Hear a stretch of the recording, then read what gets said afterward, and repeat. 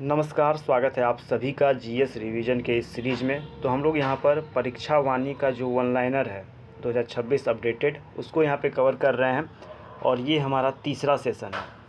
ठीक है, तो हमने यह विनय पिटक का संकलन किसके द्वारा किया गया था? उपाधि द्वारा। यहाँ तक हमने कंप्लीट कर लिया था, अब इसके आगे कंटिन्यू करेंगे। तो चलिए शुरू करते हैं। अश्वघोष, बुद्धघोष, वसुमित्र एवं नागार्जुन में से कौन बौद्ध धर्म के ग्रंथों का महान टीकाकार था? तो अश्वघोष, बुद्धघोष और वसुमित्र, नागार्जुन, ये ऑप्शंस दिए हुए हैं। इसमें बुद्धघोष जो है, बुद्धघोष ये बौद्ध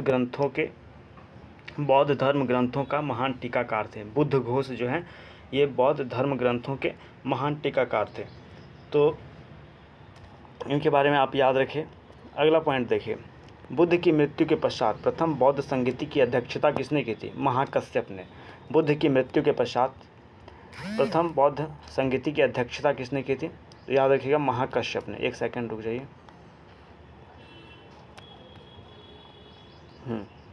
चलिए नेक्स्ट क्वेश्चन देखिए। एक सेकंड,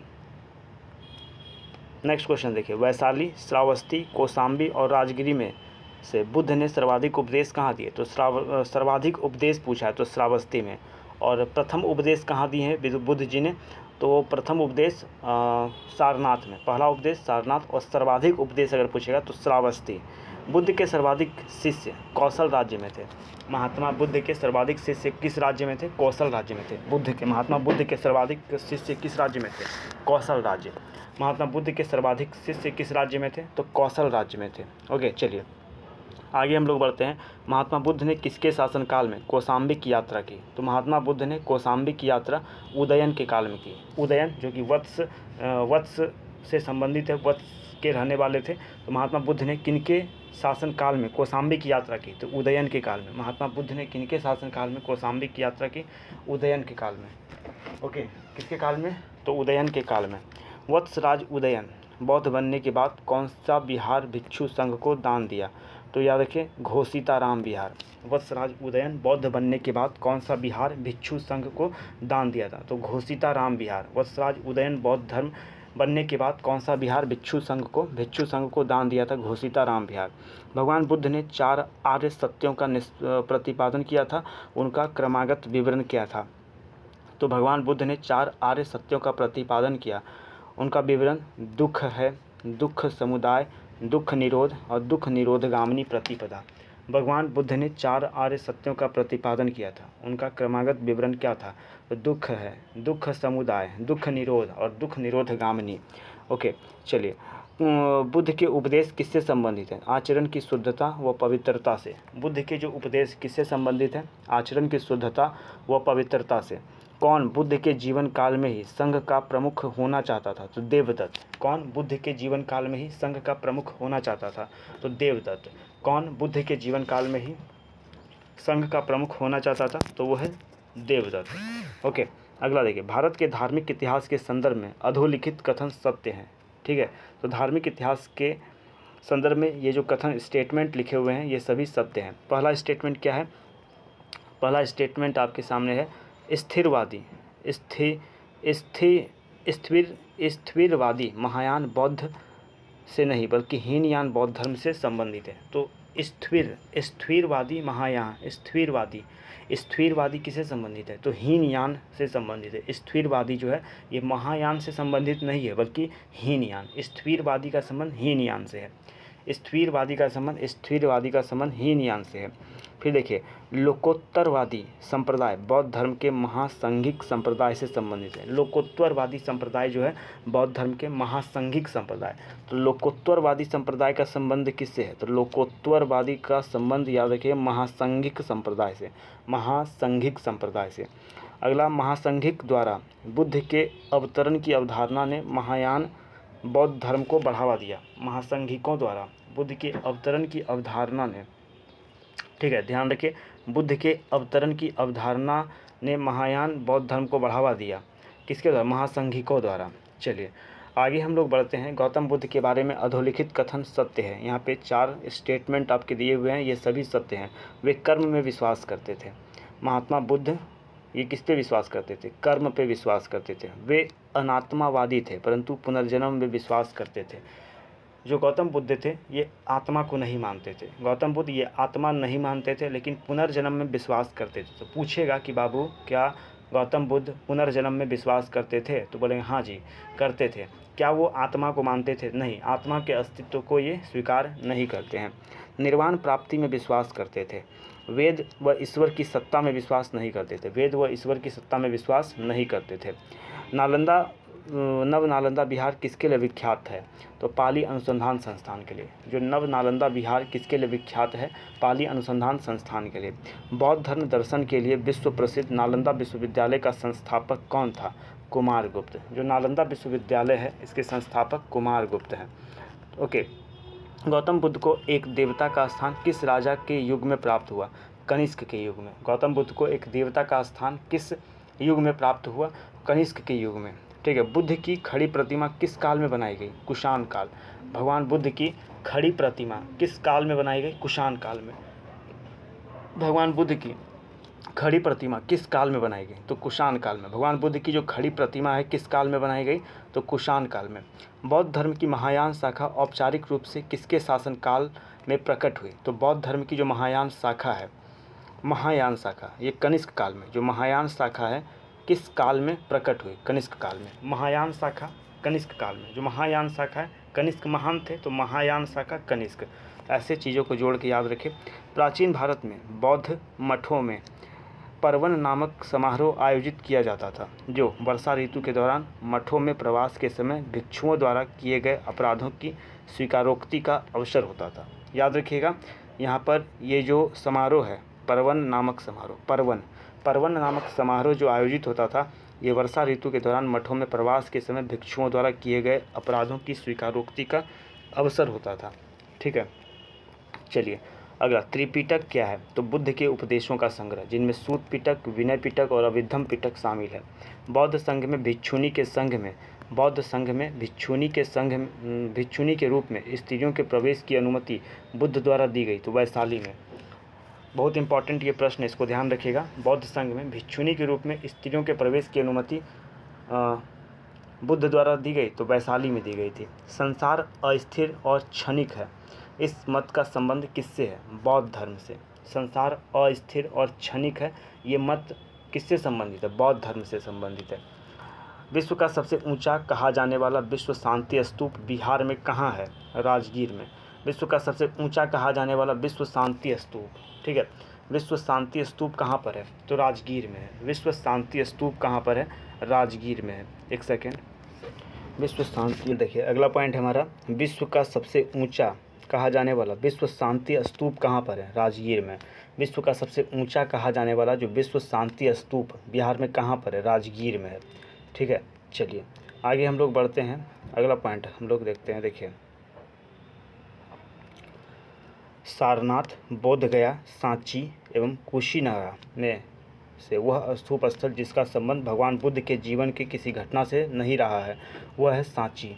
ठीक है, तो यहाँ पे 4 ऑप्शंस आपको दिए गए हैं, सारनाथ, बोधगया, सांची और कुशीनगर। और यहाँ पे पूछ रहा है कि वह स्तूप स्थल जिसका संबंध भगवान बुद्ध के जीवन के किसी घटना से संबंधित नहीं रहा, तो याद रखिए वो जगह सांची है। सांची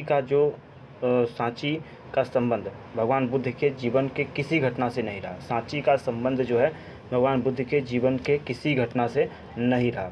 ओके, चलिए, विक्रमशिला प्रसिद्ध है तो बौद्ध शिक्षा केंद्र के रूप में। शून्यता के सिद्धांत का सर्वप्रथम प्रतिपादन करने वाले बौद्ध दार्शनिक का नाम नागार्जुन। नागार्जुन की बारे में याद रखिए, इन्होंने शून्यता का सिद्धांत है, शून्य का सिद्धांत किसने दिया? तो नागार्जुन। और ये बौद्ध दार्शनिक थे। नागार्जुन किस बौद्ध संप्रदाय के थे? माध्यमिक संप्रदाय। ठीक है, शून्यवाद। ठीक है, नागार्जुन किस बौद्ध संप्रदाय से थे? तो माध्यमिक यानी शून्यवाद। ओके, अगला पॉइंट देखिए, अशोक का कौन सा एक अभिलेख इस परंपरा की पुष्टि करता है कि गौतम बुद्ध का जन्म लुम्बिनी में हुआ? तो रुमनदेई स्तंभ अभिलेख। अशोक का कौन सा अभिलेख इस परंपरा की पुष्टि करता है कि गौतम बुद्ध का जन्म लुम्बिनी में हुआ था? तो रुमनदेई स्तंभ अभिलेख ये पुष्टि करता है कि गौतम बुद्ध का जन्म लुम्बिनी में हुआ। ठीक है, अवंती, गांधार, कोसल एवं मगध राज्यों में से, ठीक है, ये 4 ऑप्शंस हैं आपके, याद रखिएगा। ऊपर जो ये 4 जगहों का नाम है ये ऑप्शंस हैं आपके। तो अवंती, गांधार, कौशल एवं मगध राज्यों में किनका संबंध बुद्ध के जीवन से था? तो याद रखिए, बुद्ध के जीवन से कौशल और मगध, ठीक है। अवंती, गांधार, कौशल एवं मगध राज्यों में किनका संबंध बुद्ध के जीवन से था? ठीक है, तो बुद्ध के जीवन से संबंधित कौशल एवं मगध का संबंध, कौशल एवं मगध का जो संबंध है वो बुद्ध के जीवन से, कौशल एवं मगध का संबंध बुद्ध के जीवन से था। गौतम बुद्ध द्वारा अपने धर्म में दीक्षित किया जाने वाला अंतिम व्यक्ति कौन था? तो सुबुद्ध, याद रखिएगा, सबसे महत्वपूर्ण पॉइंट है आपके लिए, ध्यान रखिए। गौतम बुद्ध द्वारा अपने धर्म में दीक्षित किया जाने वाला अंतिम व्यक्ति सुबुद्ध था। कौन था? सुबुद्ध था।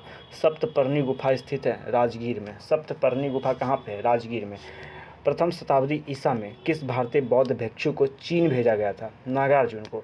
याद रखिए, जो प्रथम शताब्दी ईस्वी है, प्रथम शताब्दी ईस्वी में, ठीक है, किस भारतीय बौद्ध भिक्षु को चीन भेजा गया था? तो नागार्जुन को भेजा गया था। किनको? तो नागार्जुन को चीन भेजा गया था। महायान बौद्ध धर्म में बोधिसत्व अवलोकितेश्वर को किस अन्य नाम से जानते हैं? तो महायान बौद्ध धर्म में बोधिसत्व अवलोकितेश्वर को किस अन्य, पद्मपाणि के नाम से, किस नाम से जानते हैं भाई? पद्मपाणि के नाम से जानते हैं। तो महायान बौद्ध धर्म में बोधिसत्व अवलोकितेश्वर को किस अन्य नाम से? तो पद्मपाणि के नाम से जानते हैं। प्राचीन भारत के विश्वोत्पत्ति विषयक धारणाओं के अनुसार 4 युगों का क्रम कृत, त्रेता, द्वापर और कलयुग। प्राचीन भारत के विश्वोत्पत्ति विषयक धारणाओं के अनुसार 4 युगों का क्रम क्या है? तो कृत मतलब सतयुग, कृत, त्रेता, द्वापर, कलयुग। कृत, त्रेता, द्वापर, कलयुग। कृत मतलब सतयुग, त्रेता युग, द्वापर युग और कलयुग। प्राचीन भारत में कौन सी एक लिपि दाईं ओर से बाईं ओर? तो खरोष्ठी। खरोष्ठी लिपि जो है ये दाएं से, राइट टू लेफ्ट लिखते हैं, दायां से बायां। दायां से बायां कौन सा लिखते हैं? तो खरोष्ठी लिखा जाता है। इस चीज़ को याद रखें। अगला देखिए, आरंभिक मध्ययुगीन समय में बौद्ध धर्म का पतन किस कारण या किन कारण से शुरू हुआ? तो आरंभिक मध्ययुगीन समय में बौद्ध धर्म का पतन जो है, उस समय तक बुद्ध विष्णु के अवतार समझे जाने लगे और वैष्णव धर्म का हिस्सा बन गए। यही कारण बना कि इसका डिक्लाइन होने लगा। तो आरंभिक मध्ययुगीन समय में बौद्ध धर्म का पतन किन कारणों से शुरू हुआ? तो उस समय तक बुद्ध विष्णु के अवतार समझे जाने लगे और वैष्णव धर्म का हिस्सा बन गए, इसलिए बौद्ध धर्म का डिक्लाइन, पतन स्टार्ट हो गया। चलिए अगला हम लोग देखते हैं, अधोलिखित कथन महायान बौद्ध संप्रदाय में सत्य है। ठीक है, ये जो स्टेटमेंट है ये महायान बौद्ध संप्रदाय में सत्य है। बुद्ध में देवतारोपण है। महायान बौद्ध संप्रदाय बुद्ध में देवतारोपण है। बोधिसत्व के पथ पर चलना, महायान बौद्ध संप्रदाय ये बोधिसत्व के पथ पर चलते हैं और मूर्ति उपासना तथा अनुष्ठान करते हैं। महायान बौद्ध संप्रदाय के लोग मूर्ति उपासना तथा अनुष्ठान करते हैं, ये सभी सत्य है। देखिए, अनात्मावाद सिद्धांत किससे संबंधित है? बौद्ध धर्म से। अनात्मा यानी आत्मा को नहीं मानते, अनात्मा सिद्धांत, लेकिन ये पुनर्जन्म में विश्वास करते हैं। ये पॉइंट आपको ध्यान रखना है। अनात्मावाद सिद्धांत किससे संबंधित है? तो याद रखिए बौद्ध धर्म से संबंधित है। ओके, अगला देखिए, क्षणिकवाद का प्रतिपादन किसने किया? बुद्ध ने। क्षणिकवाद का प्रतिपादन किसने किया? बुद्ध ने। हर्षवर्धन, कनिष्क, अशोक और पुष्यमित्र शुंग में से कौन से शासक ने बौद्ध मत के विस्तार में योगदान नहीं दिया? तो पुष्यमित्र शुंग ने। याद रखें, ये शासक आपको पूछेगा निम्नलिखित में से कौन से शासकों, वैसा कौन सा शासक हुआ जिसने कि बौद्ध मत के विस्तार में योगदान नहीं दिया? तो पुष्यमित्र शुंग, इन्होंने बौद्ध मत के विस्तार में योगदान नहीं दिया। सही सुमेलन इस प्रकार है। तो यहाँ पे देखिए जो 4 पॉइंट है ये सुमेल है। पीतल की बुद्ध की मूर्ति कांगड़ा। पीतल की बुद्ध की मूर्ति कहाँ मिली है? कांगड़ा, हिमाचल प्रदेश। पीतल के बुद्ध की मूर्ति कहाँ पे? कांगड़ा में। कांसे की बुद्ध की मूर्ति सुल्तानगंज, बिहार में पड़ता है। कांसे की बुद्ध की मूर्ति कहाँ पर? सुल्तानगंज। बैठे हुए बुद्ध की मूर्ति मानकुंवर में और पार्श्वनाथ की मूर्ति भोजपुर में मिला है। पार्श्वनाथ की मूर्ति भोजपुर में, पीतल की बुद्ध की मूर्ति कांगड़ा, कांसे की बुद्ध की मूर्ति सुल्तानगंज, बैठे हुए बुद्ध की मूर्ति मानकुंवर और पार्श्वनाथ की जो मूर्ति है ये भोजपुर में मिला है। इस चीज़ को ध्यान रखिए। भारत में सर्वप्रथम बौद्ध धर्म के महायान शाखा के अनुयायियों द्वारा महात्मा बुद्ध की प्रतिमा का पूजा आरंभ किया गया। देश में मूर्ति पूजा की नींव किसने रखी? तो बौद्ध धर्म ने। याद रखिए, भारत में सर्वप्रथम बौद्ध धर्म के महायान शाखा के अनुयायियों द्वारा, कौन से शाखा? हीनयान, ना, महायान शाखा के जो फॉलोअर्स थे, ठीक है, उनके द्वारा महात्मा बुद्ध की प्रतिमा का पूजा। तो पूछेगा कि महात्मा बुद्ध की प्रतिमा का पूजा आरंभ किया कौन से ब्रांच ने, तो महायान, जो महान हुए उन्होंने बुद्ध की प्रतिमा को पूजने का शुरुआत किया। और देश में मूर्ति पूजा की नींव किसने रखी, तो बौद्ध धर्म ने। ठीक है, कनिष्क बौद्ध धर्म के किस संप्रदाय का अनुयायी था, तो महायान से संबंधित था।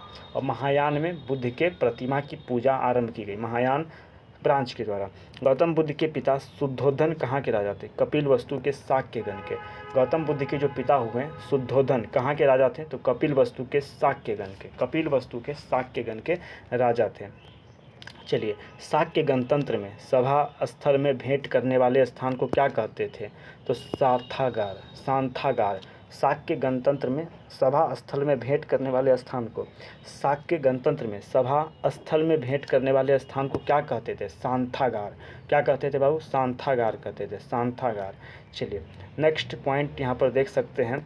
प्राचीन भारत के संदर्भ में तथागत और शाक्य मुनि के नाम से किनको जाना जाता है, तो गौतम बुद्ध। याद रखिए, जो महात्मा बुद्ध यानी गौतम बुद्ध हुए, इनको प्राचीन भारत में तथागत तथा शाक्य मुनि के नाम से जाना। तथागत और शाक्य, तथागत किनको कहा जाता है, तो महात्मा बुद्ध, गौतम बुद्ध, महात्मा बुद्ध यानी गौतम बुद्ध को तथागत या फिर शाक्य मुनि कहा जाता है।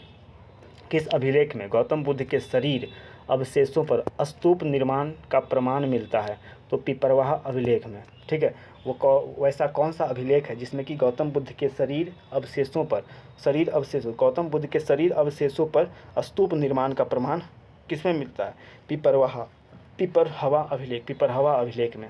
गौतम बुद्ध के शरीर अवशेषों पर स्तूप निर्माण का उल्लेख कहाँ पे, पिपरहवा अभिलेख में। वह कौन सा ग्रंथ है जिसमें बुद्ध की कुशीनगर की अंतिम यात्रा का वर्णन, तो बुद्ध के कुशीनगर की अंतिम यात्रा का वर्णन महापरिनिर्वाण सूत्र में मिलता है।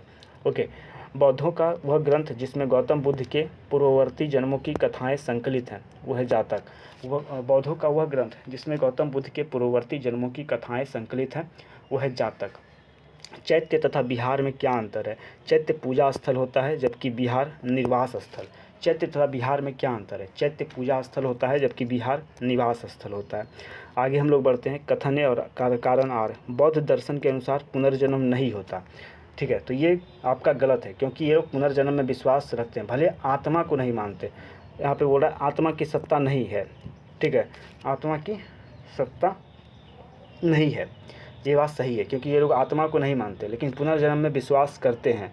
तो और कथन ए, बौद्ध दर्शन के अनुसार पुनर्जन्म नहीं होता, तो होता है, तो ये तो गलत हो गया। ठीक है, और फिर कारण आत्मा की सत्ता नहीं है, ये बात सही है। बौद्ध धर्म के लोग आत्मा को नहीं मानते, अनात्मा की इसमें बात की गई, तो आर सही है। ओके, देखिए, बौद्ध धर्म के विस्तार के कारणों में अधोलिखित सम्मिलित है। तो देखिए, बौद्ध धर्म का विस्तार कैसे कैसे हुआ, तो धर्म की सादगी, ठीक है, दलितों के लिए विशेष अपील थी, धर्म की मिशनरी भावना और स्थानीय भाषा का प्रयोग। इसमें धर्म के प्रचार प्रसार के लिए इसमें स्थानीय भाषा का प्रयोग किया गया। चलिए आगे हम लोग देखते हैं। बौद्ध धर्म के विषय में दिए गए अधोलिखित कथन सत्य है। 3 स्टेटमेंट यहाँ पर दिया हुआ है, ये सभी सत्य हैं। उसने वर्ण एवं जाति को अस्वीकार नहीं किया। ठीक है, उसने यानी कि बौद्ध धर्म को लेकर के कहा जा रहा है कि इसमें जाति को अस्वीकार, वर्ण एवं जाति को अस्वीकार नहीं किया गया, ये बात सही है। उसने ब्राह्मण वर्ग की सर्वोच्च सामाजिक कोटि को चुनौती दी। उसने ब्राह्मण वर्ग की सर्वोच्च सामाजिक कोटि को चुनौती दी, ये बात सही है। उसी के अगेंस्ट में तो था ही ये। उसने कुछेक शिल्पों को निम्न माना। उसने बौद्ध धर्म ने कुछेक शिल्पों को निम्न माना। अगला हम लोग देखते हैं, बौद्ध ग्रंथ में पिटकों की रचना किस भाषा में है, तो पाली भाषा में है। और जब आप जैन धर्म में जाइएगा तो वहाँ पे आपको प्राकृत देखने को मिलेगा। सही सुमेल अधोलिखित है। देखिए, आनंद व उपाली ये बुद्ध के शिष्य हैं। आनंद व उपाली जो हैं ये बुद्ध के शिष्य हैं। आम्रपाली गणिका थी। आम्रपाली ये बुद्ध की शिष्या। आनंद व उपाली बुद्ध के शिष्य हैं। आनंद व उपाली जो है ये बुद्ध के शिष्य हैं और आम्रपाली गणिका बुद्ध की शिष्या। सुजाता की बात करें तो कठिन तपस्या के उपरांत बुद्ध को भोजन कराने वाली कन्या। तो पूछेगा कि कठिन तपस्या के उपरांत बुद्ध को भोजन कराने वाली कन्या कौन थी, सुजाता। ठीक है, कठिन तपस्या के उपरांत बुद्ध को भोजन कराने वाली कन्या कौन थी, सुजाता। फिर पावा का सुनार जिसके द्वारा अर्पित भोजन के कारण बुद्ध की मृत्यु हुई है, वो है चुंद। चुंद के हाथ से खाना खाने के बाद बुद्ध भगवान की मृत्यु हो गई थी। चलिए, अब बुद्ध में वैराग्य भावना किन 4 दृश्यों के कारण बलवती हुई? बूढ़ा, रोगी, लाश और सन्यासी। यानी कि बुद्ध भगवान के अंदर वैराग्य की भावना किन 4 चीज़ों को देख कर आई? एक बूढ़ा व्यक्ति उन्होंने देखा, रोगी देखा, फिर लाश को देखा और सन्यासी को देखा। बुद्ध चरित्र जिसे बौद्धों का रामायण कहा जाता है, इसके रचनाकार अश्वघोष। और हाँ, याद रखिए, जो चौथा बौद्ध संगति हुआ था ना, तो उसमें अश्वघोष उपाध्यक्ष थे और वसुमित्र अध्यक्ष थे। तो ये पॉइंट याद रखिएगा। कौन सी बौद्ध रचना गीता के समान पवित्र मानी जाती है? धम्मपद। ठीक है, तो कौन सी बौद्ध रचना गीता के समान पवित्र मानी जाती है? धम्मपद। ठीक है, कौन सी बौद्ध रचना गीता के समान पवित्र मानी जाती है? तो ये है आपका धम्मपद। ठीक है, किसके समय में बौद्ध धर्म स्पष्ट 2 स्वतंत्र संप्रदाय हीनयान एवं महायान में बट गया? तो कनिष्क के समय में। किनके समय में बौद्ध धर्म स्पष्टतः 2 स्वतंत्र संप्रदाय हीनयान और महायान में बट गया? तो कनिष्क के समय। कौन सा बौद्ध पवित्र स्थल निरंजना नदी पर स्थित है? तो याद रखिए, बोधगया निरंजना नदी के तट पर है। अगला हम लोग देखते हैं, चलिए, वल्लभी विश्वविद्यालय स्थित है तो गुजरात में। जो वल्लभी विश्वविद्यालय कहाँ स्थित है? गुजरात में स्थित है। वल्लभी विश्वविद्यालय कहाँ पर है? गुजरात में। अशोकाराम विहार किस स्थान पर है? पाटलिपुत्र। जो अशोकाराम विहार है किस स्थान पर है बाबू? पाटलिपुत्र में। अशोकाराम विहार किस स्थान पर स्थित है? तो पाटलिपुत्र में स्थित है। अशोकाराम विहार किस स्थान पर है? पाटलिपुत्र में स्थित है। भारतीय बौद्ध भिक्षु संघभूति ने 4वीं शताब्दी ईस्वी के अंत में चीन की यात्रा की थी। इन्होंने प्रजापार, मित्रासूत्र, विशुद्धि मग्ग और सर्वास्तिवाद विनय तथा ललित विस्तार में से किस पर भाष्य लिखा? तो सर्वास्तिवाद विनय। ठीक है, तो यहाँ पे क्वेश्चन को समझिए। भारतीय बौद्ध भिक्षु संघभूति ने 4वीं शताब्दी ईस्वी के अंत में चीन की यात्रा की और इन्होंने किस पर भाष्य लिखा? ठीक है, किस पर भाष्य लिखा? तो सर्वास्तिवाद विनय पर। संघभूति ने किस चीज़ पर भाष्य लिखा? तो सर्वास्तिवाद विनय। तो सर्वास्तिवाद विनय पर भाष्य लिखने का काम किसने किया? संघभूति ने। संघभूति एक बौद्ध भिक्षु थे और 4वीं शताब्दी ईस्वी के अंत में चीन की इन्होंने यात्रा की। तो संघभूति ने चीन की यात्रा 4वीं शताब्दी ईस्वी के अंत में की और इन्होंने भाष्य लिखा किस पर? तो सर्वास्तिवाद विनय पर इन्होंने भाष्य लिखा। सर एडविन एर्नाल्ड की पुस्तक द लाइट ऑफ एशिया आधारित है ललित विस्तार पर। सर एडविन एर्नाल्ड की जो पुस्तक है, ठीक है, द लाइट ऑफ एशिया, ये ललित विस्तार पर आधारित है। तो सबसे पहला पॉइंट यहाँ पर प्रश्न कैसे कैसे बना सकता है, पूछेगा द लाइट ऑफ एशिया, ठीक है, किसकी पुस्तक है? Sir Edwin Arnold. The light of Asia के लेखक कौन है? Sir Edwin Arnold. The light of Asia के लेखक हैं सर एडविन एर्नाल्ड और लेखक हैं ये पुस्तक ललित विस्तार पर आधारित है। चलिए अगला पॉइंट देखिए, भूमि स्पर्श मुद्रा की सारनाथ बुद्ध मूर्ति संबंधित है गुप्त काल से। भूमि स्पर्श मुद्रा की जो सारनाथ बुद्ध मूर्ति ये संबंधित है गुप्त काल से। भूमि स्पर्श मुद्रा की सारनाथ मूर्ति का संबंध गुप्त काल से है। ठीक है, सुल्तानी युग में बौद्धों की कौन सी शाखा सबसे प्रभावशाली थी? तो सुल्तानी युग में बौद्धों की कौन सी शाखा सबसे प्रभावशाली? वज्रयान। सुल्तानी युग में बौद्धों की कौन सी शाखा सबसे प्रभावशाली थी? तो वज्रयान ये सुल्तानी युग में सबसे प्रभावशाली थी। चलिए अगला पॉइंट यहाँ पर देख सकते हैं, देखिए, बौद्ध धर्म और जैन धर्म में समान रूप से विद्वान थे। वेद प्रामायण के प्रति अनास्था। हाँ, ये लोग जो है ना बौद्ध धर्म में और जैन धर्म में समान रूप से विद्वान था। ये लोग वेद प्रमाण को नहीं मानते थे, आस्था नहीं रखते थे। ठीक है, कर्मकांडों की फलवत्ता का निषेध, कर्मकांड की फलवत्ता का निषेध करते थे।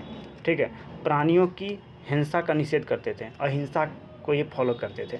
ठीक है, कर्म और पुनर्जन्म के सिद्धांत में विश्वास रखते थे। कर्म और पुनर्जन्म के सिद्धांत में विश्वास रखते थे बौद्ध और जैन।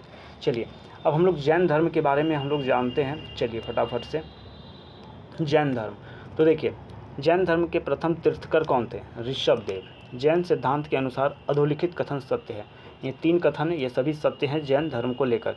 कर्म को विनष्ट करने का सुनिश्चित मार्ग तपश्चर्या है। ठीक है, जैन धर्म में कहा गया है कि कर्म को विनष्ट करने का सुनिश्चित मार्ग तपश्चर्या है। प्रत्येक वस्तु में चाहे वह सूक्ष्मतम कण हो आत्मा होती है। प्रत्येक वस्तु में चाहे वह सूक्ष्मतम कण हो आत्मा होती है। देखिए अभी हम लोग बौद्ध धर्म पढ़ रहे थे तो वहाँ पर आत्मा को नहीं माना जा रहा था। वो लोग पुनर्जन्म को मान रहे थे लेकिन आत्मा को नहीं मान रहे थे। लेकिन देखिए जैन धर्म में क्या है, ये लोग आत्मा को मानते हैं और कहते हैं कि प्रत्येक वस्तु में चाहे वह सूक्ष्मतम कण हो, आत्मा होती है, यानी कि आत्मा एग्जिस्ट करता है। जैन धर्म के लोग मानते हैं, ठीक है। तो याद रखिए जैन धर्म के लोग मानते हैं कि आत्मा एग्जिस्ट करता है, लेकिन बौद्ध धर्म के लोग आत्मा को नहीं मानते। तो ये अंतर आप ध्यान रखिएगा।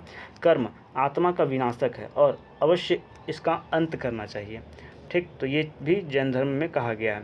अगला पॉइंट देखें, हिंदू, इस्लाम, बौद्ध एवं जैन धर्म में कौन सा धर्म विश्व विनाशकारी प्रलय की अवधारणा में विश्वास नहीं करता? तो जैन धर्म। याद रखिए जैन धर्म एक ऐसा धर्म है जो कि विश्व विनाशकारी प्रलय की अवधारणा में विश्वास नहीं करता। पूछेगा कि ऐसा कौन सा धर्म जो कि विश्व विनाशकारी प्रलय की अवधारणा में विश्वास नहीं करता? तो आंसर करिएगा जैन धर्म। ये विश्व विनाशकारी प्रलय की अवधारणा में विश्वास नहीं करता। जैन दर्शन के अनुसार सृष्टि की रचना एवं पालन पोषण सार्वभौमिक विधान से हुआ है, ठीक है। तो पूछेगा किस धर्म के अनुसार, किस दर्शन के अनुसार सृष्टि की रचना एवं पालन पोषण सार्वभौमिक विधान से हुआ है? तो जैन दर्शन। या फिर ऐसे पूछेगा कि जैन दर्शन के अनुसार सृष्टि की रचना एवं पालन पोषण ये सार्वभौमिक विधान से हुआ है, सार्वभौमिक विधान से। संप्रदाय जो नियति की अटलता में विश्वास करता है वह है आजीवक, ठीक है। वैसा कौन सा संप्रदाय जो नियति की अटलता में विश्वास करता है? आजीवक। आजीवक संप्रदाय ये नियति की अटलता में विश्वास करता है। जैन तीर्थकर पार्श्वनाथ द्वारा प्रतिपादित 4 महाव्रतों में महावीर स्वामी ने 5वें महाव्रत के रूप में क्या जोड़ा? तो 5वें महाव्रत के रूप में ब्रह्मचर्य जोड़ा। याद रखिएगा जैन तीर्थकर पार्श्वनाथ द्वारा प्रतिपादित 4 महाव्रतों में महावीर स्वामी ने 5वें महाव्रत के रूप में क्या जोड़ा? तो ब्रह्मचर्य को जोड़ा। महावीर ने जैन संघ की स्थापना कहाँ की? पावापुरी में। जो महावीर हुए उन्होंने जैन संघ की स्थापना कहाँ की? पावापुरी में। महावीर ने जैन संघ की स्थापना पावापुरी में की। जैन साहित्य कहा जाता है? आगम। जैन साहित्य को आगम कहा जाता है।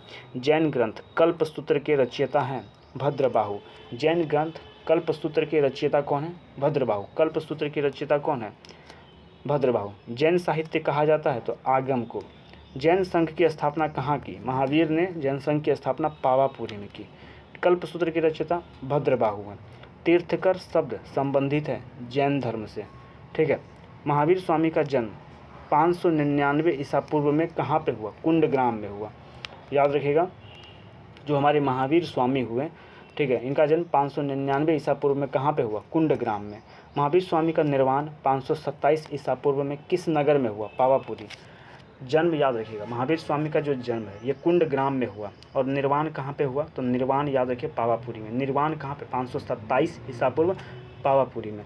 जैन तीर्थकरों के क्रम में अंतिम कौन थे? तो महावीर स्वामी थे। जैन धर्म में पूर्ण ज्ञान के लिए क्या शब्द है? कैवल्य, ठीक है। प्रभास गिरी कौशाम्बी किनका तीर्थ स्थल है? जैन धर्म का। याद रखिए प्रभास गिरी कौशाम्बी किनका तीर्थ स्थल है बाबू? जैन धर्म का। जो प्रभास गिरी यानी कौशाम्बी किनका तीर्थ स्थल है? जैन धर्म का तीर्थ स्थल है। आगे हम लोग बढ़ते हैं। देखिए आचरांग सूत्र, विहित कल्प सूत्र, सूत्र कीर्तांग तथा थेरी गाथा में से कौन सा आरंभिक जैन साहित्य का भाग नहीं है? तो थेरी गाथा। थेरी गाथा याद रखिए ये आरंभिक जैन साहित्य का भाग नहीं है। बाकी बात आपका आचारांग सूत्र, बृहत कल्प सूत्र और सूत्र कीर्तांग, ये सभी आचारांग सूत्र, बृहत कल्प सूत्र और सूत्र कीर्तांग ये सभी आपका आरंभिक जैन साहित्य का भाग है। लेकिन थेरी गाथा आरंभिक जैन साहित्य का भाग नहीं है। थेरी गाथा आरंभिक जैन साहित्य का भाग नहीं है।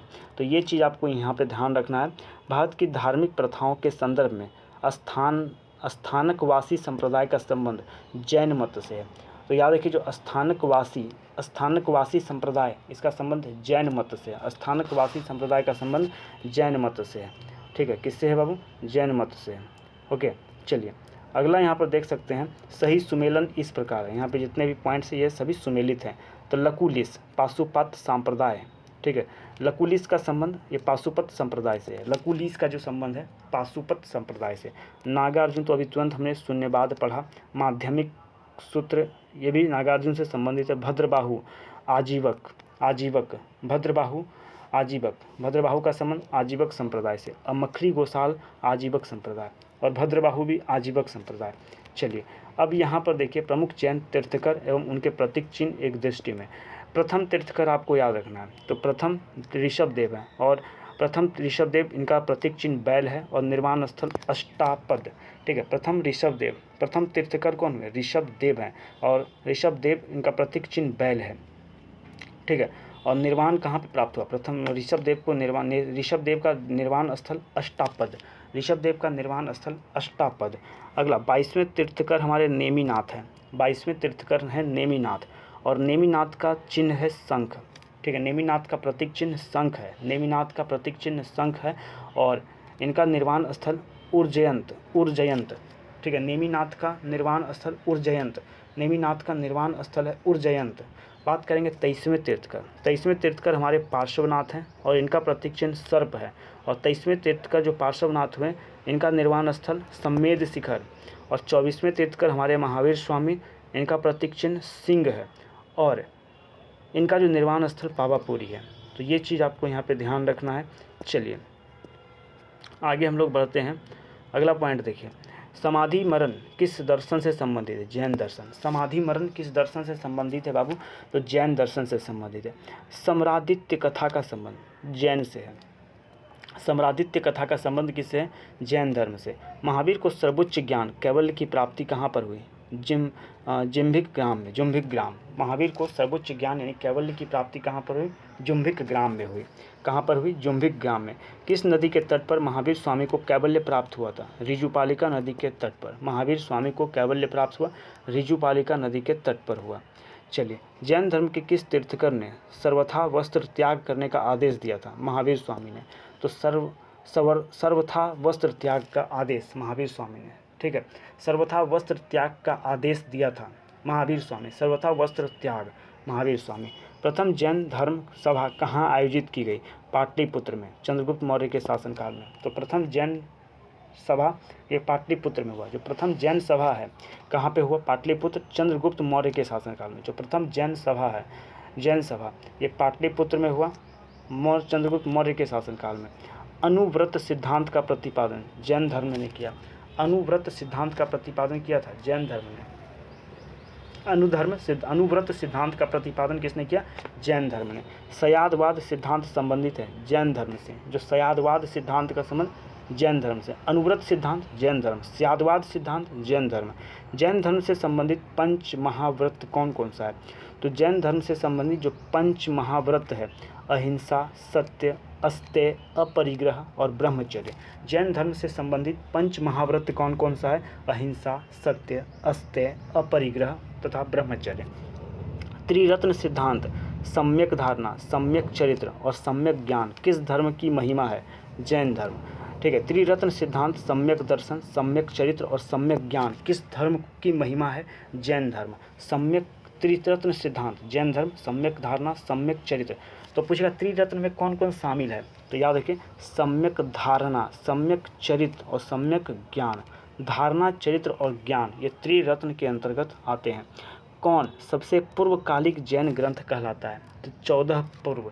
ठीक है, सबसे पूर्वकालिक जैन ग्रंथ 14 पूर्व। सबसे पूर्वकालिक जैन ग्रंथ कौन सा है? 14 पूर्व। सबसे पूर्वकालिक जैन ग्रंथ कौन सा है? 14 पूर्व। जैन धर्म का आधार बिंदु अहिंसा है। जैन धर्म का आधार बिंदु क्या है? अहिंसा है। ठीक है, अनेकांतवाद किसका सिद्धांत एवं दर्शन है? जैन मत का। अनेकांतवाद किसका सिद्धांत एवं दर्शन है? जैन मत का। ठीक है, यापनीय किसका एक संप्रदाय था? जैन धर्म का। यापनीय किसका एक संप्रदाय? जैन धर्म का। अनेकांतवाद का संबंध जैन मत से। अनेकांतवाद किसका सिद्धांत एवं दर्शन है? तो जैन का। जैन धर्म के प्रथम विभाजन के समय श्वेतांबर संप्रदाय के संस्थापक कौन थे? स्थूलभद्र। ठीक है, जैन धर्म के प्रथम विभाजन के समय श्वेतांबर संप्रदाय के संस्थापक कौन थे? स्थूलभद्र थे। ठीक है, स्थूलभद्र थे। जैन धर्म के प्रथम विभाजन के समय श्वेतांबर संप्रदाय के संस्थापक कौन थे? स्थूलभद्र। महामस्तकाभिषेक क्या है? महामस्तकाभिषेक जैन धर्म का एक महत्वपूर्ण उत्सव भगवान बाहुबली गोमेतेश्वर से संबंधित है। तो महामस्तक का अभिषेक क्या है? तो याद कि जैन धर्म का एक महत्वपूर्ण उत्सव भगवान बाहुबली गोमेतेश्वर से संबंधित है। अगला हम लोग बढ़ते हैं। देखिए, प्रारंभिक जैन साहित्य किस भाषा में लिखे गए थे? अर्धमागधी। जो प्रारंभिक जैन साहित्य है किस भाषा में लिखा गया? अर्धमागधी में जो प्रारंभिक जैन साहित्य है किस भाषा में लिखा गया? अर्धमागधी में। किस जैन सभा में अंतिम रूप से श्वेतांबर आगम का संपादन हुआ? पाटलिपुत्र। किस जैन सभा में अंतिम रूप से श्वेतांबर आगम का संपादन? पाटलिपुत्र में। कौन सा स्थल पार्श्वनाथ से संबद्ध होने के कारण जैन सिद्ध क्षेत्र माना जाता है? सम्मेद शिखर। कौन सा स्थल पार्श्वनाथ से संबद्ध होने के कारण, ठीक है, जैन सिद्ध क्षेत्र माना जाता है? सम्मेद शिखर। कौन सा क्षेत्र? सम्मेद शिखर, ठीक है। इसके अलावा यहाँ पर देख सकते हैं सोनागिरी, जहाँ 108 जैन मंदिर बने हुए हैं, किसके सन्निकट स्थित है? तो मध्य प्रदेश दतिया के निकट है। सोनागिरी जहाँ 108 जैन मंदिर है किसके निकट स्थित है? दतिया मध्य प्रदेश के निकट। सोनागिरी जहाँ 108 जैन मंदिर बने हुए हैं किसके निकट स्थित है? तो दतिया मध्य प्रदेश के निकट स्थित है। किसके निकट है बाबू? दतिया मध्य प्रदेश के निकट स्थित है। चलिए अगला, भगवान महावीर का प्रथम शिष्य था जमाली। अधोलिखित कथन सत्य है। ये 3 स्टेटमेंट ये सभी सही हैं। पहला, महावीर की माता त्रिशला वैशाली के लिच्छवी कुल के प्रमुख चेटक की बहन थी। महावीर की मां का नाम त्रिशला था और जो त्रिशला थी ये वैशाली के लिच्छवी कुल के प्रमुख चेटक की बहन थी, ठीक है। वैशाली के लिच्छवी कुल की प्रमुख चेटक की बहन थी। त्रिशला किसकी बहन थी? वैशाली के लिच्छवी कुल के प्रमुख चेटक की बहन थी। 23वें तीर्थकर पार्श्वनाथ बनारस के थे। 23वें तीर्थकर पार्श्वनाथ कहाँ के थे? बनारस के थे, काशी। प्रथम शती ईसा पूर्व में जैन धर्म को कलिंग के राजा खारवेल का समर्थन मिला, ठीक है। तो ये सभी पॉइंट यहाँ पर ध्यान रखिए। चलिए अगला पॉइंट देखिए, बराबर की गुफाओं का उपयोग किसके आवास के लिए किया जाता था? आजीवकों के लिए। बराबर की गुफाओं का जो उपयोग है किसके आवास के लिए किया जाता था? आजीवकों के लिए, ठीक है। उत्तर प्रदेश में बौद्धों एवं जैनियों की प्रसिद्ध तीर्थस्थली कौशाम्बी है। उत्तर प्रदेश में बौद्धों एवं जैनियों की प्रसिद्ध तीर्थस्थली कौशाम्बी है। किसने प्रतिपादित किया था कि भाग्य ही सब कुछ निर्धारित करता है, मनुष्य असमर्थ होता है? आजीवकों ने। किसने प्रतिपादित किया था? ये इंपॉर्टेंट पॉइंट है आपके लिए। किसने प्रतिपादित किया था कि भाग्य ही सब कुछ निर्धारित करता है, मनुष्य असमर्थ होता है? आजीविकों ने। किसने प्रतिपादित किया था कि भाग्य ही सब कुछ निर्धारित करता है, मनुष्य असमर्थ होता है? तो आजीवकों ने। ओके, ये पॉइंट यहाँ पर ध्यान रखिए। चलिए अगला पॉइंट देखिए, नैनार कौन थे? शैव थे। नैनार कौन थे? शैव थे। नैनार कौन थे बाबू? शैव थे। चलिए अगला पॉइंट देखिए, मत्तमयूर प्राचीन भारत के किस संप्रदाय से संबंधित? शैव संप्रदाय। मत्तमयूर प्राचीन भारत में किस संप्रदाय से संबंधित? शैव संप्रदाय।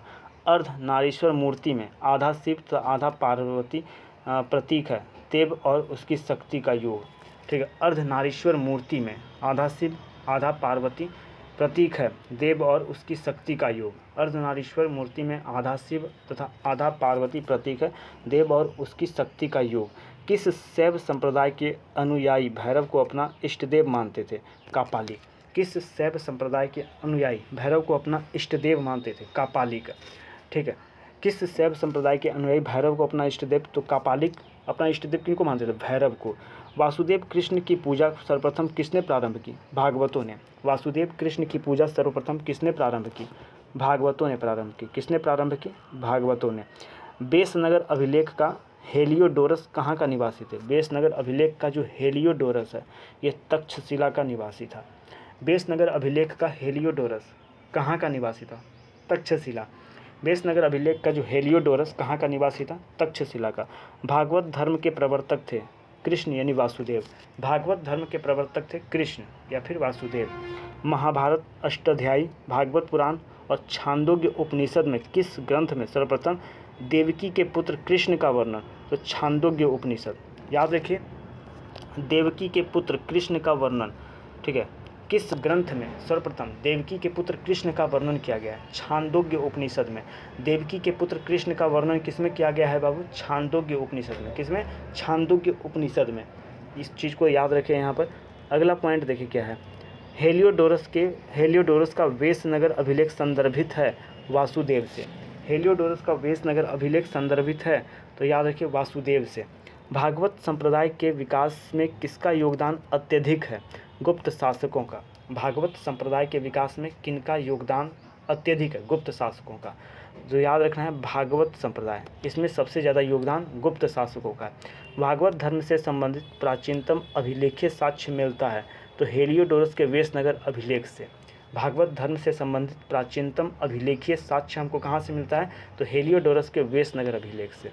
ठीक है, अब यहाँ पर देखिए 6वीं शताब्दी के प्रमुख संप्रदाय एक दृष्टि में इसको हम लोग देखने का प्रयास करते हैं।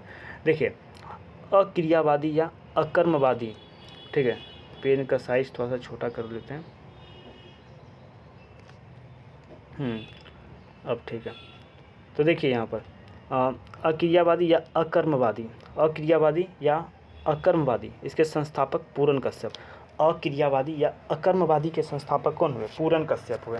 अक्रियावादी या अकर्मवादी के संस्थापक कौन हुए, पूरन कश्यप हुए। अक्रियावादी या अकर्मवादी के संस्थापक हुए पूरन कश्यप। अक्रियावादी या अकर्मवादी विचार ना कर्म होता है और ना ही पुनर्जन्म। ठीक है, जो ये संप्रदाय है अक्रियावादी या अकर्मवादी, इनका मानना है कि ना ही कर्म होता है और ना ही पुनर्जन्म होता है। ये श्रावस्ती के दासी पुत्र थे। ठीक है, ये संप्रदाय ये श्रावस्ती के दासी पुत्र थे। अगला है आजीवक संप्रदाय, संस्थापक मखली गोशाल, और इनका विचार क्या है, तो नियतिवादी या भाग्यवादी। तो पूछेगा कि नियतिवादी या भाग्यवादी, नियतिवादी या भाग्यवादी ये किनका विचार है, तो आजीवक संप्रदाय का विचार है। नियतवादी या भाग्यवादी किनका विचार है, किस संप्रदाय का विचार है, आजीवक संप्रदाय। देखिए जो आजीवक संप्रदाय के लोग हैं ये मोक्ष में विश्वास था इनको, और कर्म पर इनको विश्वास नहीं था। तो पूछेगा क्या आजीवक संप्रदाय को कर्म पर विश्वास था, तो बोलेंगे नहीं, आजीवक संप्रदाय के लोगों को कर्म पर विश्वास नहीं था। अब है उच्छेदवादी, उच्छेदवादी, इसके संस्थापक अजित केशव कंबलीन। उच्छेदवादी संप्रदाय के संस्थापक कौन हुए, अजित केश कंबलीन। ठीक है, जो उच्छेदवादी संप्रदाय है इसका विचार किसी भी वस्तु की सत्ता अस्थाई नहीं है। ठीक है, और सबसे इम्पोर्टेंट पॉइंट उच्छेदवादी से आपको सबसे इम्पोर्टेंट पॉइंट क्या याद रखना है, यह भारत का पहला भौतिकवादी चिंतक था। उच्छेदवादी संप्रदाय के बारे में याद रखिएगा, यह भारत का पहला भौतिकवादी चिंतक था। इसी से लोकायत तथा चार्वाक मत का विकास, उच्छेदवादी संप्रदाय से जो है लोकायत तथा चार्वाक मत का विकास हुआ। इसका चिंतन था कि मृत्यु के बाद सारे कर्म नष्ट हो जाते हैं। ओके, चलिए अगला देखिए नियतवादी। नियतवादी की अगर बात करेंगे तो देखिए जो नियतवादी है, नियतवादी के संस्थापक पकुधक्च्यायन। ठीक है, नियतवादी के संस्थापक पकुधक्च्यायन, नियतवादी के संस्थापक में पकुधक्च्यायन। नैतिक और आध्यात्मिक जीवन व्यर्थ है। नियतिवाद का विचार है कि नैतिक और आध्यात्मिक जीवन व्यर्थ है, पुनर्जन्म तथा कर्म को नहीं मानता था। जो नियतवादी है ये पुनर्जन्म और कर्म को नहीं मानता था। 7 तत्व पृथ्वी जल अग्नि वायु सुख दुख और आत्मा को नित्य बताता है। जो नियतवादी है ये 7 तत्व पृथ्वी जल अग्नि वायु सुख दुख आत्मा और अनात्मा को ये नित्य बताता है। ठीक है, संदेहवादी या फिर अनिश्चयवादी, संदेहवादी या अनिश्चयवादी, इसके संस्थापक है संजय विट्ठल पुत्र। संदेहवादी या अनिश्चयवादी के संस्थापक कौन है, संजय विट्ठल पुत्र। कोई भी निष्क्रात्मक ज्ञान संभव नहीं। इन्होंने ना तो किसी मत को स्वीकार किया और ना ही खंडन किया। कोई भी निष्कर्षणात्मक ज्ञान संभव नहीं है, इन्होंने ये कहा। ठीक है, चलिए अगला पॉइंट हम लोग बढ़ते हैं। तो देखिए एक सेकेंड,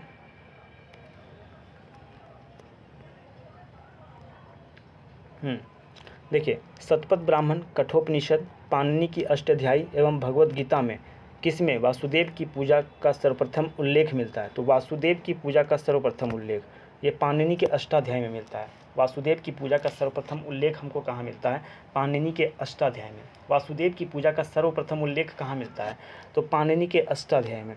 भागवत संप्रदाय में भक्ति के रूपों की संख्या कितनी है, 9। याद रखिए, भागवत संप्रदाय में भक्ति के रूपों की संख्या कितनी है, तो 9 है।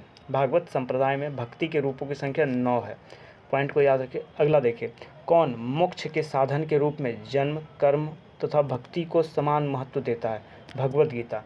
ठीक है, याद रखिएगा, कौन मोक्ष के साधन के रूप में जन्म कर्म तथा भक्ति को समान महत्व देता है, तो यह है भागवत गीता।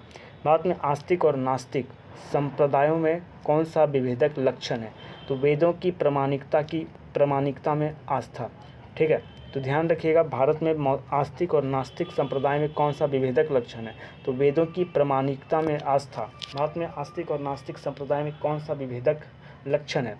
तो वेदों की प्रामाणिकता में आस्था। देखिए, वह प्राचीन स्थल जहाँ 60,000 मुनियों की सभा में संपूर्ण महाभारत कथा का वाचन किया गया था, वह स्थल कौन है? नेमिसारण्य। सीतापुर में आपका नेमिसारण्य जगह पड़ता है वहाँ पे। तो पूछ रहा है कि वह प्राचीन स्थल जहाँ 60,000 मुनियों की सभा में संपूर्ण महाभारत कथा का वाचन किया गया था। तो सीतापुर में एक जगह है नेमिसारण्य, जहाँ पे 60,000 मुनियों की सभा में संपूर्ण महाभारत कथा का वाचन किया गया। अगला देखिए, जैन धर्म का संबंध पावापुरी से, हिंदू धर्म वाराणसी, इस्लाम धर्म मदीना और ईसाई धर्म जो है वेटिकन। चलिए अगला पॉइंट देखिए आपके सामने है, विष्णु के किस अवतार को, ठीक है, सागर से पृथ्वी का उद्धार करते हुए अंकित किया गया है? तो वाराह। विष्णु के किस अवतार को सागर से पृथ्वी का उद्धार करते हुए अंकित किया गया? तो वराह अवतार को। विष्णु के किस अवतार को सागर से पृथ्वी का उद्धार करते हुए अंकित किया गया है? तो वराह अवतार को। किसको? वराह अवतार को। चतुर्व्यूह किस संप्रदाय से संबंधित है? वैष्णव संप्रदाय। चतुर्व्यूह किस संप्रदाय से संबंधित है? वैष्णव संप्रदाय। चतुर्व्यूह जो है किस संप्रदाय से संबंधित है बाबू? वैष्णव संप्रदाय। रामायण के किस कांड में राम और हनुमान की पहली भेंट का वर्णन है? किष्किंधा कांड। ठीक है, रामायण के किस कांड में राम और हनुमान की पहली भेंट का वर्णन है? किष्किंधा कांड में। किस कांड में बाबू? किष्किंधा कांड में राम और हनुमान की पहली भेंट का वर्णन किया गया है। अगला, नासिक में कुंभ मेला किस नदी के तट पर लगता है? तो गोदावरी नदी। नासिक में जो कुंभ मेला लगता है किस नदी के तट पर? गोदावरी नदी के तट पर। नासिक में जो कुंभ मेला लगता है किस नदी के तट पर लगता है? गोदावरी नदी के तट पर। पुरी में रथ यात्रा किसके सम्मान में निकाली जाती है? भगवान जगन्नाथ। पुरी में रथ यात्रा किसके सम्मान में निकाली जाती है? भगवान जगन्नाथ के सम्मान में। आहत मुद्रा चांदी के सिक्के का प्रचलन 6वीं व 7वीं शताब्दी ईसा पूर्व में हुआ। आहत मुद्रा चांदी के सिक्के का प्रचलन किस शताब्दी में हुआ? 6वीं व 7वीं शताब्दी में। 6वीं व 7वीं शताब्दी। चार्वाक, बौद्ध, जैन और सांख्य दर्शन धर्म में कौन आस्तिक दर्शन है? तो सांख्य दर्शन आस्तिक है, बाकी बाद आपका चार्वाक, बौद्ध और जैन ये सब नास्तिक है। ठीक है, सांख्य दर्शन ये आस्तिक दर्शन है। सांख्य दर्शन तो जो है आस्तिक दर्शन है। अगला पॉइंट देखिए, शैव धर्म के शिव और शक्ति के सम्मिलित रूप अर्धनारीश्वर की संकल्पना किस युग में हुई? गुप्त युग में। ठीक है, शैव धर्म के शिव और शक्ति के सम्मिलित रूप अर्धनारीश्वर की जो संकल्पना है किस युग में हुई? तो गुप्त युग में। विष्णु और शिव के संयुक्त विग्रह की संज्ञा क्या है? हरिहर। विष्णु और शिव के संयुक्त विग्रह की संज्ञा क्या है? तो हरिहर है, हरिहर। चलिए, यहाँ पे जो दिए हुए पॉइंट्स ये सभी सुमेलित पॉइंट हैं। ठीक है, सिद्धांत और उससे संबंधित आचार्य, जैसे विशिष्टाद्वैत मत के संस्थापक रामानुज। ठीक है, विशिष्टाद्वैत के संपादक कौन है? रामानुज। विशिष्टाद्वैत रामानुज। द्वैतवाद माधवाचार्य। द्वैतवाद के संस्थापक माधवाचार्य। द्वैतवाद के संस्थापक माधवाचार्य। द्वैताद्वैत निम्बार्क। द्वैताद्वैत के संस्थापक निम्बार्क। द्वैताद्वैत के निम्बार्क। शुद्धाद्वैत के वल्लभाचार्य और अद्वैत के शंकराचार्य। द्वैतवाद याद रखिएगा, द्वैतवाद माधवाचार्य। द्वैतवाद याद रखिए, माधवाचार्य। अद्वैत, एक द्वैत याद रखिए, माधवा, अद्वैत शंकरा। द्वैतवाद माधवाचार्य, अद्वैतवाद शंकराचार्य। द्वैतवाद माधवाचार्य, अद्वैतवाद शंकराचार्य। ठीक है, शुद्धाद्वैत वल्लभाचार्य। शुद्धाद्वैत वल्लभाचार्य। द्वैताद्वैत निम्बार्क। द्वैताद्वैत निम्बार्क और विशिष्टाद्वैत रामानुज। विशिष्टाद्वैत रामानुज। ओके, तो इस पॉइंट को यहाँ पर ध्यान रखना है। चलिए, अब हम लोग बात करेंगे मौर्य काल से संबंधित। ओके, तो मौर्य काल के बारे में यहाँ पर हम लोग अब देखेंगे। तो मौर्य काल, सबसे पहले मौर्य काल का पॉइंट आपको याद रखना, 332 ईसा पूर्व से 185 ईसा पूर्व। जो मौर्य काल ये कब से कब तक चला? 322 ईसा पूर्व से 185 ईसा पूर्व। ठीक है, सेंड्रोकोटस से चंद्रगुप्त मौर्य की पहचान किसने की? विलियम्स जोन्स ने। सेंड्रोकोटस से चंद्रगुप्त मौर्य की पहचान किसने की? तो विलियम जोन्स ने की। सेंड्रोकोटस यानी कि चंद्रगुप्त मौर्य और सिकंदर महान की भेंट का उल्लेख किया है जस्टिन ने। सेंड्रोकोटस यानी चंद्रगुप्त मौर्य और सिकंदर के भेंट का उल्लेख किसने किया? जस्टिन।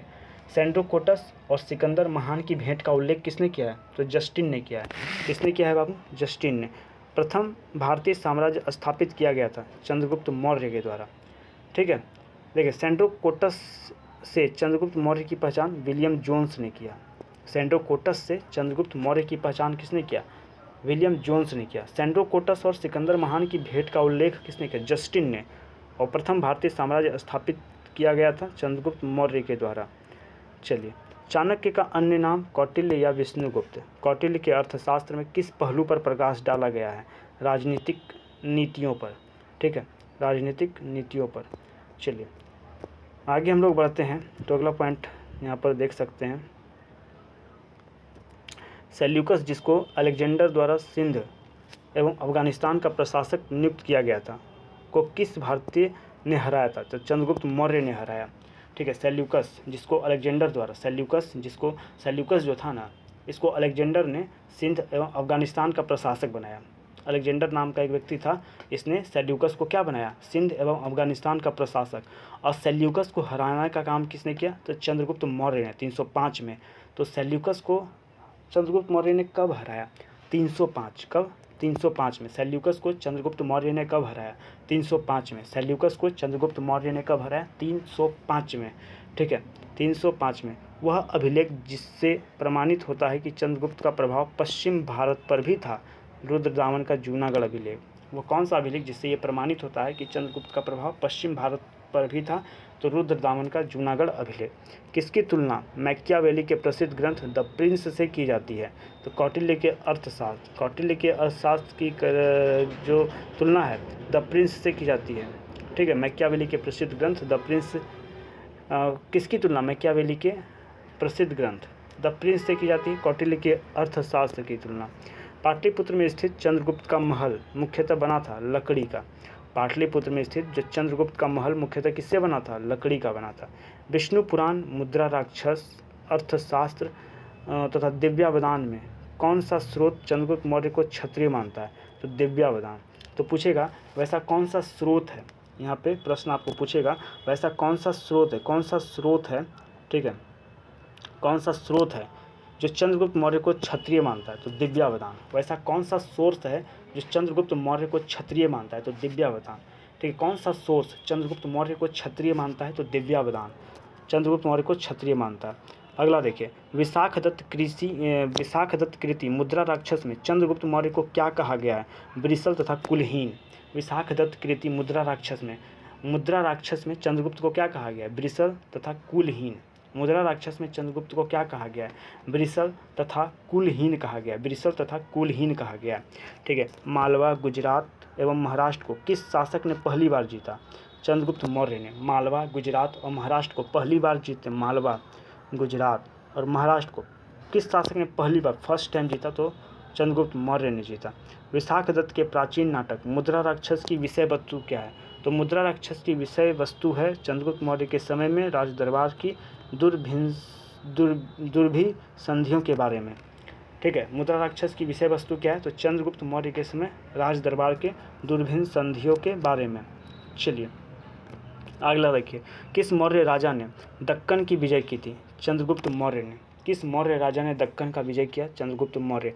भारत के प्रथम अस्पताल एवं औषधि बाग का निर्माण कराया था अशोक ने। भारत के प्रथम अस्पताल एवं औषधि बाग का निर्माण किसने कराया था? तो अशोक ने। गांव के शासन को स्वायत्त शासी पंचायत के माध्यम से संचालित करने का सूत्रपात किया मौर्यों ने।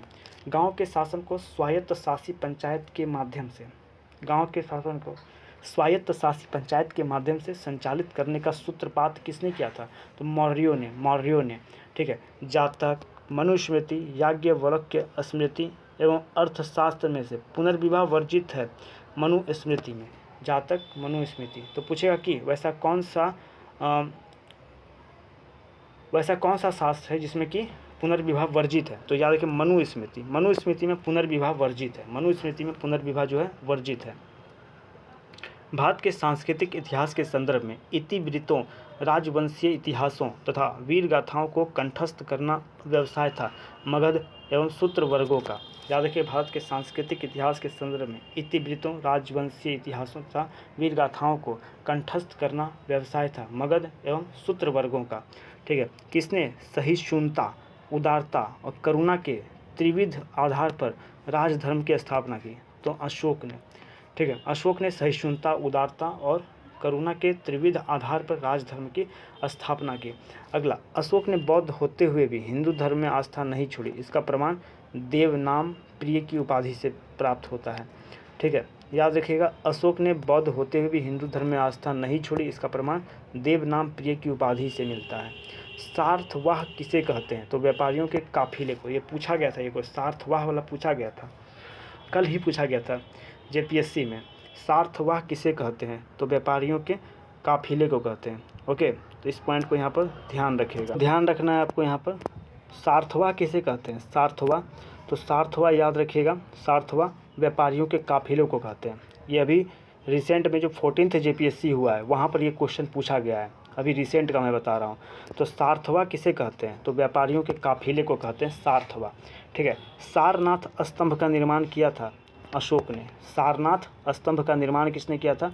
अशोक ने किया था। अशोक के शिलालेखों में प्रयुक्त भाषा है प्राकृत। अशोक के शिलालेखों में प्रयुक्त भाषा कौन सी है? प्राकृत। अशोक के शिलालेखों में प्रयुक्त भाषा है, तो याद रखिए, प्राकृत भाषा। चलिए आगे हम लोग बढ़ते हैं। ठीक है, अगला देखिए, किसके शासनकाल में सीरिया शासक एंटीयोकस का राजदूत डाइमेकस भारत आया था? बिंदुसार के। किसके शासनकाल में सीरिया शासक एंटीयोकस का राजदूत डाइमेकस भारत आया? तो देखिए, सीरिया शासक एंटीयोकस का राजदूत था। डाइमेकस किसका राजदूत था? पहला पॉइंट, सीरिया शासक एंटीयोकस का। डाइमेकस किसका राज था? डाइमेकस। ये एंटीयोकस, सीरिया नरेश एंटीयोकस का राजदूत था। डाइमेकस किसका राजदूत था? सीरिया नरेश एंटीयोकस का। और डाइमेकस किसके समय भारत आया? तो डाइमेकस बिंदुसार के समय। बिंबी नहीं मार दीजिएगा, बिंदु, बिंदु, डाई फेंका, बिंदु आया, यानी जीरो आया। जब डाई मतलब पासा फेंकिएगा ना, मान लीजिए जीरो आ गया। ठीक है, ऐसा तो होता नहीं है, एक याद करने का ट्रिक बना सकते हैं। तो डाई फेंके, जीरो आया, मतलब कि बिंदु आया, तो ऐसे याद रख सकते हैं इसको। रज्जुक थे मौर्य शासन में अधिकारी। रज्जुक कौन थे? मौर्य शासन में अधिकारी थे। रज्जुक थे मौर्य शासन में अधिकारी। देखिए, कालसी प्रसिद्ध है अशोक के शिलालेखों के कारण। कालसी प्रसिद्ध है अशोक के शिलालेखों के कारण। कालसी प्रसिद्ध है अशोक के शिलालेखों के कारण। सांची का स्तूप किसने बनवाया था? अशोक ने। सांची का स्तूप किसने बनवाया था? अशोक ने। सांची का स्तूप अशोक ने बनवाया। चलिए, तीर्थ यात्रा के समय सम्राट अशोक अधोलिखित स्थानों पर गए और निम्न मार्ग का अनुसरण किया। ठीक है, तो याद रखिए, लुम्बिनी, कपिलवस्तु, गया, सारनाथ, कुशीनगर, श्रावस्ती। तो तीर्थ यात्रा के समय सम्राट अशोक कहाँ गए थे? ठीक है, तो लुम्बिनी गए, फिर कपिलवस्तु गया गए, सारनाथ गए, कुशीनगर, श्रावस्ती, इन सभी जगहों पर वे गए। अशोक के शिलालेख को सर्वप्रथम किसने पढ़ा? जेम्स प्रिंसेप ने पढ़ा। ठीक है, ये भी आपका 14th जेपीएससी में पूछा गया है, जेम्स प्रिंसेप पढ़ा, तो इस चीज़ को भी आप ध्यान रखिएगा। ओके, चलिए, वह स्थान जहाँ प्राक अशोक ब्राह्मी लिपि का पता चला है, तो अनुराधापुर श्रीलंका में। वह स्थान जहाँ प्राक अशोक ब्राह्मी लिपि का पता चला है, तो अनुराधापुर श्रीलंका। चलिए अगला हम लोग बढ़ते हैं। तो ब्राह्मी लिपि का प्रथम उद्वाचन किस पर उत्कीर्ण अक्षरों से किया गया है? तो पत्थर की पट्टियों पर। ब्राह्मी लिपि का जो प्रथम उद्वाचन किस पर उत्कीर्ण अक्षरों से किया गया? तो पत्थर की पट्टियों पर। ब्राह्मी लिपि को सर्वप्रथम किसने पढ़ा? जेम्स प्रिंसेप ने। ब्राह्मी लिपि को सर्वप्रथम किसने पढ़ा? जेम्स प्रिंसेप ने। किस अभिलेख में अशोक का नाम उल्लिखित है? तो दतिया मध्य प्रदेश में एक गुर्जरा अभिलेख है, वहाँ पे अशोक नाम उल्लिखित है। मास्की, नेत्तूर, उडेगोलम के शिलालेख में। तो किस अभिलेख में अशोक का नाम उल्लिखित है? तो गुर्जरा, मास्की, नेत्तूर और उडेगोलम। तो अशोक का नाम उल्लिखित कहाँ कहाँ है? तो गुर्जरा, मास्की, नेत्तूर और उडेगोलम। कहाँ कहाँ? गुर्जरा, मास्की, नेत्तूर और उडेगोलम। ठीक है, इस चीज़ को आप याद रखिए। आगे हम लोग बढ़ते हैं, तो अगला पॉइंट्स देखिए आप यहाँ पर। उत्तराखंड में सम्राट अशोक के शिलालेखों की एक प्रति कहाँ मिली थी? तो जिला देहरादून, कालसी में। उत्तराखंड में सम्राट अशोक के शिलालेखों की एक प्रति कहाँ मिली थी? कालसी। उत्तराखंड में सम्राट अशोक के शिलालेखों की एक प्रति कहाँ मिली? कालसी में। अशोक का सरेकून अभिलेख स्थित है बदकसान, कंधार में। अशोक के सरेकून अभिलेख कहाँ पर है? बदकसान, कंधार में। अशोक का जो सरेकून अभिलेख स्थित है बदकसान, कंधार में। किस स्रोत में अशोक के राज्य काल में तृतीय बौद्ध संगति होने का उल्लेख मिलता है? तो दीपवंश व महावंश। ठीक है, अशोक के राज्य काल में तृतीय बौद्ध संगति होने का उल्लेख किस स्रोत में हमको मिलता है? दीपवंश और महावंश। तो ये प्रश्न इंपॉर्टेंट है, याद रखिए। वो ऐसा कौन सा स्रोत है जिसमें अशोक के राज्यकाल में तृतीय बौद्ध संगति होने का उल्लेख मिलता है? दीपवंश एवं महावंश में। वह स्तंभ जिसमें अशोक ने स्वयं को मगध का सम्राट बताया है? भाबरू स्तंभ। याद रखिए, वह स्तंभ जिसमें अशोक ने स्वयं को मगध का सम्राट बताया तो भाबरू स्तंभ में। वह स्तंभ जिसमें अशोक ने स्वयं को मगध का सम्राट बताया तो भाबरू स्तंभ में। किसमें? भाबरू स्तंभ में। कलिंग युद्ध की विजय तथा क्षत्रियों का वर्णन अशोक के किस शिलालेख में है? 13वें शिलालेख में। कलिंग युद्ध की विजय तथा क्षत्रियों का वर्णन अशोक के किस शिलालेख में है? 13वें शिलालेख में। अशोक के प्रमुख शिलालेख जो संगम राज्य के विषय में हमें बताते हैं उनमें सम्मिलित है 2 और 13। 2 और 13, दूसरा और 13वां शिलालेख। दूसरे शिलालेख में चोल, पांड्य, सूतीयपुत्र, केरलपुत्र, ताम्रपर्णी, जबकि 13वें शिलालेख में केवल चोल, पांड्य और ताम्रपर्णी का उल्लेख किया गया है। देखिए, ये प्रश्न थोड़ा सा कॉम्प्लिकेटेड होगा अगर आ जाता है तो, लेकिन आया हुआ है, फिर से आ सकता है, तो इसको आप थोड़ा अच्छे तरीक़ा से कर लीजिए। पूछा है को अशोक के प्रमुख शिलालेखों जो संगम राज्य के विषय में हमें बताते हैं, तो वो शिलालेख है दूसरा और 13वां। अशोक का वैसा कौन सा शिलालेख जो संगम राज्य के विषय में बताता है? तो दूसरा और 13वां शिलालेख। अशोक का वैसा कौन सा शिलालेख है जो कि हमको संगम राज्य के बारे में बताता है? तो वो है आपका दूसरा और 13वां शिलालेख। याद रखिए, जो दूसरा शिलालेख है इसमें चोल, पांड्य, सूतीयपुत्र, केरलपुत्र, ताम्रपर्णी यानी श्रीलंका को बोला जाता है। तो दूसरे शिलालेख में चोल, पांड्य, सूतीयपुत्र, केरलपुत्र और ताम्रपर्णी यानी श्रीलंका की चर्चा है। और 13वें शिलालेख में याद रखिएगा केवल चोल, पांड्य एवं ताम्रपर्णी का उल्लेख मिलता है। 13वें शिलालेख में केवल चोल, पांड्य और ताम्रपर्णी का उल्लेख है। अशोक के 13वें शिलालेख में केवल चोल, पांड्य और ताम्रपर्णी यानी श्रीलंका का उल्लेख है। क्लियर हो गया होगा। चलिए आगे हम लोग बढ़ते हैं। अशोक का कौन सा अभिलेख पूर्ण रूप से धार्मिक सहिष्णुता के प्रति समर्पित है? शिलालेख 12। ठीक है, अशोक का कौन सा अभिलेख पूर्ण रूप से धार्मिक सहिष्णुता, तो धार्मिक सहिष्णुता से संबंधित है शिलालेख 12वां। शिलालेख संख्या 12। अशोक का कौन सा अभिलेख पूर्ण रूप से धार्मिक सहिष्णुता के प्रति समर्पित है? शिलालेख 12। अशोक का कौन सा अभिलेख पूर्ण रूप से धार्मिक सहिष्णुता के प्रति समर्पित है? तो शिलालेख 12। धार्मिक आधार पर भूमि दान का प्रथम साक्ष्य किस राजवंश के अभिलेख से मिलता है? तो धार्मिक आधार पर भूमि दान का प्रथम साक्ष्य किस राजवंश के अभिलेख से मिलता है? तो सातवाहन राजवंश के अभिलेख से। याद रखिए, भूमि दान का प्रथम साक्ष्य जो है ये सातवाहन राजवंश के अभिलेख से मिलता है। भूमि दान का प्रथम साक्ष्य हमको कहाँ से मिलता है? सातवाहन राजवंश के अभिलेख से। सातवाहन राजवंश के अभिलेख से भूमि दान का प्रथम साक्ष्य मिलता है। अब यहाँ पे देखिए कथन और कारण दिया हुआ है, ठीक है, और यहाँ पर जो कथन और कारण दोनों सही है और आर जो है ए का सही स्पष्टीकरण है। बोला जा रहा है कथन में अशोक ने कलिंग को मौर्य साम्राज्य में जोड़ लिया था। ये बात बिल्कुल सही है। कलिंग दक्षिण भारत को जाने वाले स्थलीय व समुद्री मार्गों को नियंत्रित करता था, ये भी बात सही है। और आर जो है ये ए का सही स्पष्टीकरण है। अशोक ने कलिंग को मौर्य साम्राज्य में जोड़ लिया था, ये पॉइंट बिल्कुल 100% सही है। और कलिंग दक्षिण भारत को जाने वाली स्थलीय एवं समुद्री मार्गों को नियंत्रित करता था, ये भी बात 100% सही है। और आर जो है ए का सही स्पष्टीकरण भी है। चलिए अगला पॉइंट है, प्रसिद्ध यूनानी राजदूत मेगास्थनीज भारत में किसके दरबार में आए थे? चंद्रगुप्त मौर्य। जो प्रसिद्ध यूनानी राजदूत है मेगास्थनीज ये एक यूनानी राजदूत है और किसके दरबार में? चंद्रगुप्त मौर्य के दरबार में आया था। फिर से कथन और कारण वाला क्वेश्चन आ गया। देखिए यहाँ पर ए सही है लेकिन आर गलत है। देखिए क्या बोला गया है कथन ए में, मौर्यकालीन शासकों ने धार्मिक आधार पर अनुदान नहीं दिया, ये बात बिल्कुल सही है। जो मौर्यकालीन शासक थे उन्होंने धार्मिक आधार पर अनुदान नहीं दिया, ये बात 100% सही है। मौर्यकालीन शासकों ने धार्मिक आधार पर अनुदान नहीं दिया, कारण अनुदान के विरुद्ध कृषकों ने विद्रोह किया था, ये बात गलत है।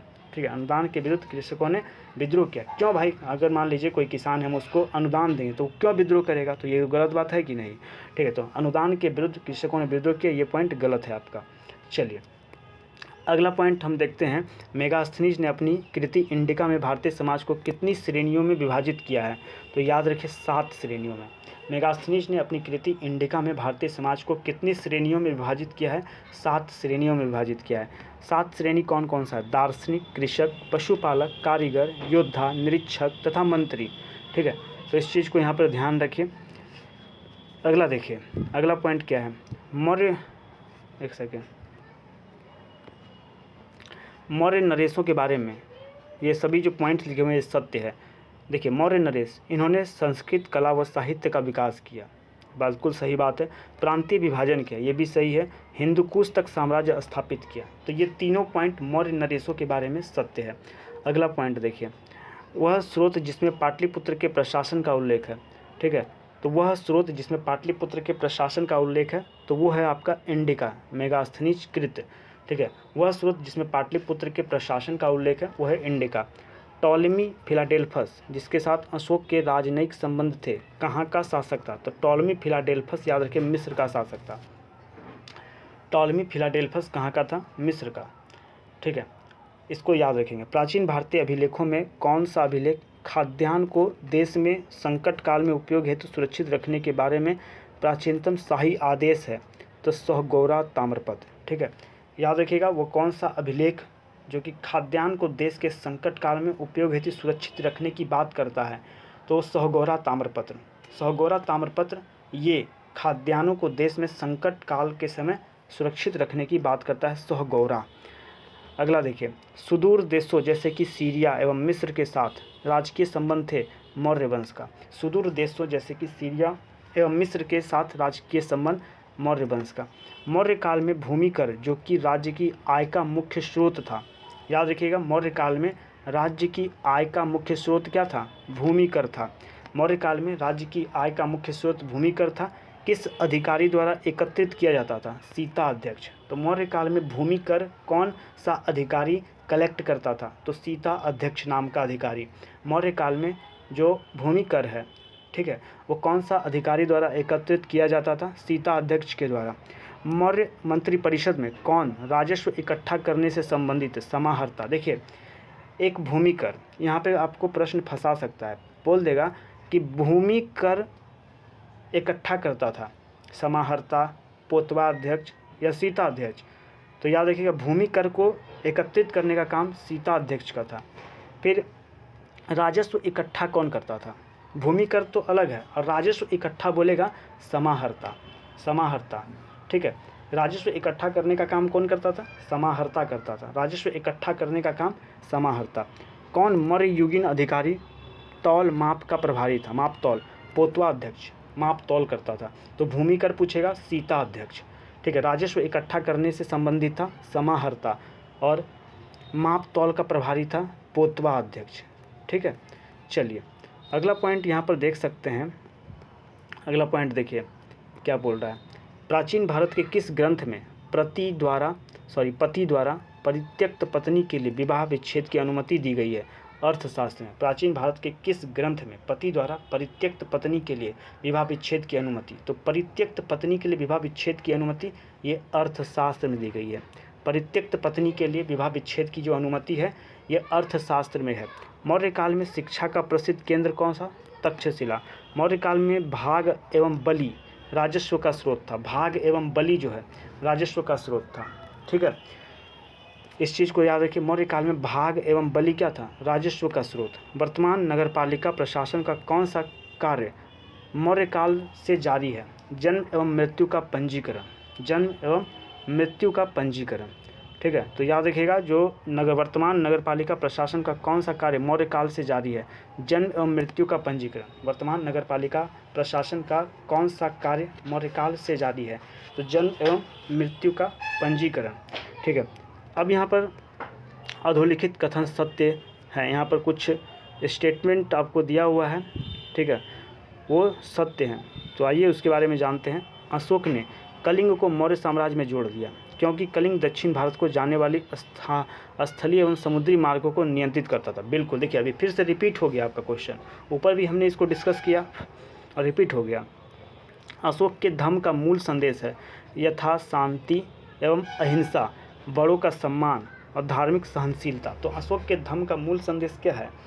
तो यथा शांति एवं अहिंसा, बड़ों का सम्मान और धार्मिक सहनशीलता, ठीक है। अशोक के 5वें स्तंभ लेख में पारंपरिक अवसरों पर पशु बलि पर रोक लगाई गई थी। अशोक के 5वें स्तंभ लेख में पारंपरिक अवसरों पर पशु बलि पर रोक लगाई गई थी।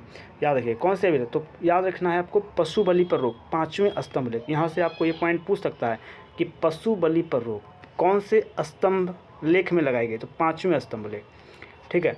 याद रखिए पशु बलि पर रोक, प से पशु, प से 5, ऐसे आप चीज़ों को जोड़कर याद रख सकते हैं। इसके अलावा याद रखिए कंगनहल्ली के उभारदार मूर्ति शिल्प शिलालेख में अशोक के प्रस्तुत रूप चित्र के साथ रान्यो अशोक उल्लिखित है। तो रान्यो अशोक, ये पॉइंट याद रखिए, रान्यो अशोक, ठीक है, ये कंगनहल्ली के उभारदार मूर्ति शिल्प में आपको मिलेगा।